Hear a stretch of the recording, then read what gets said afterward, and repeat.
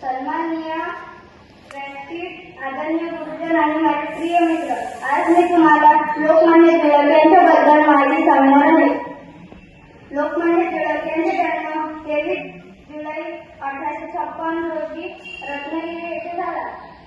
ते भारताचे स्वातंत्र्य सेनानी होते.